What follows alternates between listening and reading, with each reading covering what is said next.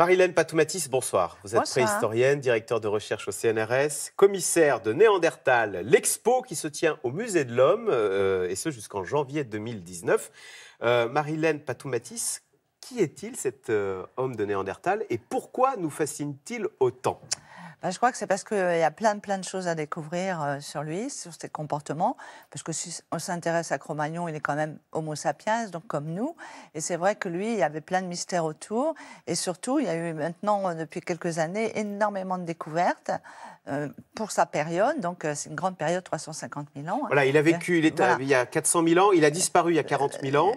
Moins, oui, à peu près 35 000 ans, il y a 35 000 ans à peu près. Alors, en quoi était-il différent de nous et en quoi était-il proche de nous? Alors, par exemple, différent physiquement, il nous ressemblait ou pas? C'est-à-dire qu'il nous ressemble, mais il a quand même des différences. C'est ça qui est intéressant. C'est-à-dire que, par exemple, au niveau du visage, lui, il a des gros bourrelets au-dessus des yeux. Il a des yeux il a un front plus proéminent. Ouais. Voilà, c'est-à-dire qu'il a vraiment les bourrelets. Il a un front fuyant, au lieu de redresser comme nous. Et surtout, à l'arrière du crâne, il est très... Voilà, il va vraiment vers l'arrière, comme un ballon de rugby. Et nous, on est tout rond. Et il n'a pas de menton. Et il n'a pas de menton. Voilà. Donc, si on le voyait aujourd'hui, on se dirait, tiens, mais il est bizarre. Alors, en revanche, en quoi nous rapproche-t-il? Qu'est-ce qui le rend humain? On parle d'homme de Néandertal, c'est pas un singe. Qu'est-ce qu'il sait faire comme nous? Presque tout. C'est-à-dire, il sait parler? Il sait parler. Il sait parler. Tout à fait, il sait parler. C'est un habile artisan, il a des outils extraordinaires. Il sait faire de la peinture, on a découvert. Alors récemment. voilà, peut-être même il sait faire de la peinture, peut-être aussi, enfin, il a sûrement des pensées symboliques, des pensées métaphysiques, il enterre ses morts. Il enterre ses morts. Voilà, il enterre ses morts et en plus il enterre même des fœtus. Donc, vous voyez, il est vraiment dans une modernité. C'est un grand chasseur, il connaît très bien son environnement. Donc, c'est pas du tout un singe. Il a une conscience. Il parle comme nous, il enterre ses morts, il fabrique des colliers comme nous. Il est vraiment très, très proche. Et ce qui est intéressant, c'est que, justement, cette proximité a fait qu'à un moment donné, il s'est croisé avec nos ancêtres. Donc, les premiers Homo sapiens. Et ils ont une descendance, puisque nous avons, par exemple, nous deux, quelques gènes de Néandertaliens. 2 à 4%, voilà. Alors, ils ont fait des petits et on est là. Et nous, en fin de compte, il nous reste, on a un petit peu de Néandertal en nous. Quand l'a-t-on découvert, cet homme de Néandertal? Comment l'a-t-on découvert? Et d'où vient ce nom, d'ailleurs, Néandertal? Voilà, c'est justement la découverte en 1856. Donc, on a découvert près du Düsseldorf, dans une vallée qui s'appelle la vallée de Nander. En Allemagne? En Allemagne. Donc, vallée de Nander, ça fait Néandertal, parce qu'en allemand, Tal, vallée. Et donc, voilà, c'est la grande découverte. Et ça a changé beaucoup de choses, parce qu'à l'époque de sa découverte, vous savez, on est créationniste. C'est-à-dire qu'on pense que nous sommes tous des descendants des fils de Noé. C'est une création de Dieu. L'homme est unique, fils de Dieu, bien etc. Sûr, exactement. Et donc, c'est pour ça que ça a été vraiment une révolution, une grande période. Après, il y a eu Darwin juste en 59, donc 1859. Donc là, on se dit, mais c'est incroyable. En fait, il y a deux races d'hommes.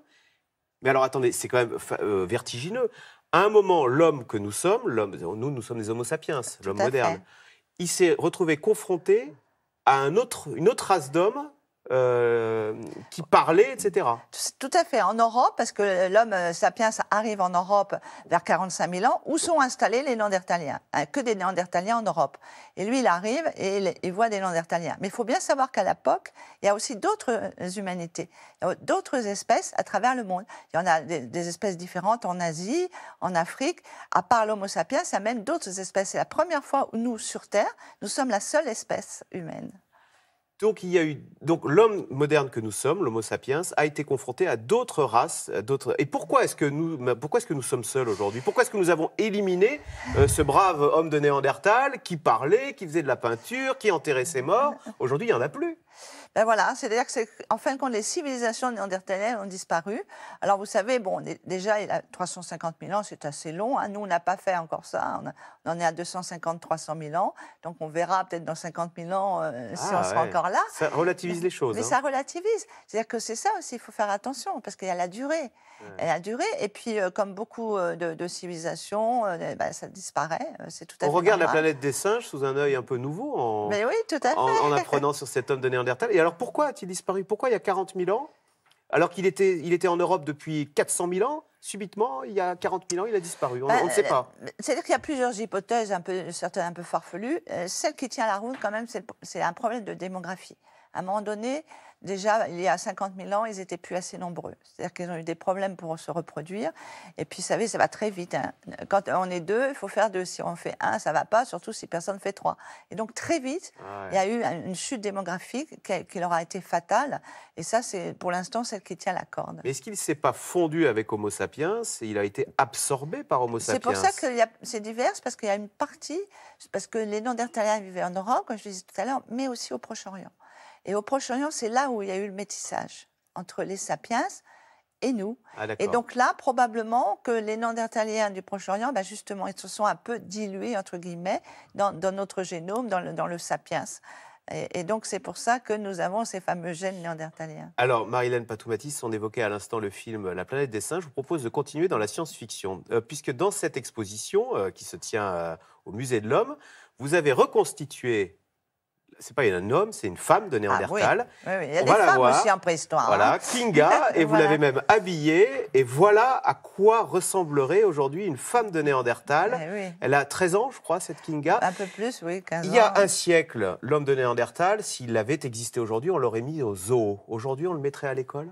Oh, je crois qu'on la mettra à l'école. Regardez, elle est magnifique, notre Kinga. Hein. Bien sûr, on voit bien qu'elle est un peu le front fuyant, un peu des orbites un peu grosses et tout. Mais franchement, elle est impeccable, elle est superbe. Et d'ailleurs, beaucoup de visiteurs sont surpris. Ils la prennent pour quelqu'un qui est là, qui est un visiteur. Donc, c'est assez amusant de voir qu'il suffit de mettre cette personne pas du tout avec des poils partout, hirsutes, sales, etc. Et la mettre en habit moderne pour tout de suite faire quelqu'un de beaucoup plus moderne. Et c'est une autre image, et vraiment ce qui est intéressant, et on montre dans l'expo, c'est que tout au long de son histoire des Néandertaliens... Oui, on l'a pris au début pour une brute épaisse. Exactement, un singe. Parce que ça nous avantageait, parce qu'au 19e siècle, vous le disiez, le poids de l'Église faisait que l'homme était unique, et en aucun cas on pouvait être concurrencé par un macaque amélioré. Quoi. Exactement, c'était l'esprit. Il était forcément un singe, un homme singe, et donc il a porté ça assez longtemps. Après, il a été considéré comme inférieur, parce que peu civilisé. Ouais. Et maintenant, au contraire, il a une tendance à être un peu à la mode, et ça, c'est intéressant, mais je dis toujours dans mes conférences et tout aux gens, attention, ne tombons pas dans l'excès inverse. Oui, parce qu'on dit qu'il y a des théories qui disent qu'il a disparu parce qu'il était gentil, parce qu'il n'était pas carnassier, parce qu'il était presque écolo avant l'heure, alors que nous serions finalement... C'est pour ça que c'est un peu dangereux, il ne faut pas tomber... Il est différent en points, il n'est pas supérieur à nous et pas inférieur, bien sûr. Est-ce que dans vos rêves les plus fous, on continue sur la science-fiction, vous imaginez un jour un docteur Folamour, à partir des gènes, puisqu'il y a des ossements, hein, de l'ADN, réussir à ressusciter un homme de Néandertal qu'on pourrait croiser dans l'autobus Non, c'est parce qu'en fin de compte, il ne serait pas dans son milieu, il ne serait pas dans sa vie d'avant. Et ça ne m'intéresse pas trop. Puis en plus, c'est un être humain, je suis contre le clonage des humains. Mais par contre, on peut rêver. Moi, je vais vous donner un autre rêve que j'ai, c'est de trouver, par exemple, au lieu des mammouths, parce que j'ai beaucoup travaillé sur les mammouths disparu il y a 10 000 ans. Voilà, exactement, en Sibérie congelé. Et ben, j'ai toujours dit, trouvez-moi plutôt un Néandertalien congelé. Voilà, là, ça serait super, un grand tatoué. Voilà, là, ça serait... Voilà. On réglerait le problème de savoir s'il faisait de l'art, puisqu'il y aurait des beaux tatouages. Alors, d'ailleurs, on a découvert récemment qu'il faisait de l'art. Je crois que c'est une grotte en Espagne. Oui, trois. Et oui, mais alors, comment est-on sûr que ce soit Néandertal qui ait peint ces fresques, et non pas nous, l'homme moderne, le Homo sapiens? À Lascaux, c'est bien Homo sapiens qui a là, c'est Homo sapiens, parce que la date, c'est 17 000 ans. Parce que là, les dates, c'est des datations. C'est-à-dire qu'on a daté ces peintures, il y avait une couche dessus de calcite, on a daté cette couche, et ça nous donne 66 000 ans. Et il y a 66 000 ans, il n'y a pas de sapiens en Europe. Ah, nous n'étions pas encore sortis d'Afrique, nous, l'homme moderne. De cette vague, pas du tout. Il n'y a que les Néandertaliens. Et donc, ils ont fait, c'est beaucoup de la géométrie des mains, et puis de la géométrie, hein, c'est des traits, des points, des quadrilatères, etc. Donc, ils ont fait ça parce qu'on le sait d'après les datations. Donc, c'est fascinant. Une autre race d'hommes qui était présente en Europe il y a 65 000 ans, nous n'y étions pas, Homo sapiens, et qui déjà faisait des dessins, etc. Oui. Et qui a fini par disparaître. C'est une autre humanité, il est autre. Et je crois qu'il ne faut pas vouloir hiérarchiser. C'est pas bon, vous disiez, ce qui fait réfléchir, c'est que Homo sapiens a vécu pendant l'homme de Néandertal a vécu pendant 350 000 ans, il a fini par disparaître. Et nous Eh bien, écoutez, c'est passionnant. Pour en savoir plus, il y a votre énorme livre, hein, comme quoi il y a beaucoup à dire, sur Néandertal de A à Z aux éditions Alary. Et puis, il y a cette expo, hein, au Musée de l'Homme jusqu'en janvier prochain, qui s'intitule Néandertal, l'expo. Merci beaucoup, Marie-Hélène Patou-Matis, c'était passionnant. Merci à vous. Et vous restez avec nous tout de suite, c'est dans l'air.